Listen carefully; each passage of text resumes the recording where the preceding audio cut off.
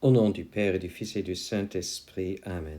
Béni soit notre Seigneur Jésus-Christ, béni soit la Vierge Marie, la maman de Jésus, notre chère maman.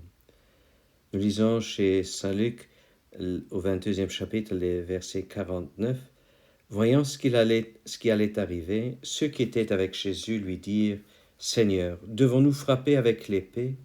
Et l'un d'eux frappa l'esclave du grand prêtre et lui emporta l'oreille droite. Mais Jésus lui dit, « Laissez, cela suffit. » Puis il toucha l'oreille de l'homme et le guérit.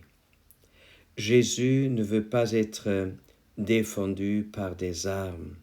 Jésus sait très bien dans quelle heure il est entré maintenant.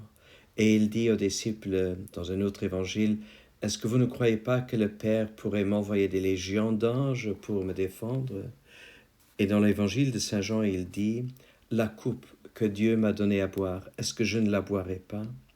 Chers frères et sœurs, Jésus, il reste souverain dans la grande souffrance. Et il voit la souffrance des autres. Alors, l'esclave du grand prêtre, il était en grand danger. Il aurait bien pu être tué par ce coup d'épée. Mais Jésus, il voit son oreille et il touche son oreille. Et nous ne savons pas ce qui est arrivé à cet esclave. Lui, qui certainement n'avait aucune notion des intrigues contre Jésus. Il était tout simplement là pour faire, pour ainsi dire, son travail. Qu'est-ce qu'il est devenu après? Nous ne le savons pas. Est-ce qu'il s'est souvenu de Jésus, de la guérison? Nous ne savons pas. Mais nous, est-ce que nous nous rappelons de tout ce que Jésus a déjà pu faire pour nous? Et est-ce que nous sommes vraiment dans la gratitude par rapport à Jésus?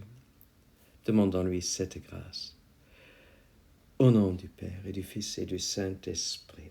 Amen. Béni soit notre Seigneur Jésus-Christ. Par ta croix glorieuse, tu as sauvé ce monde.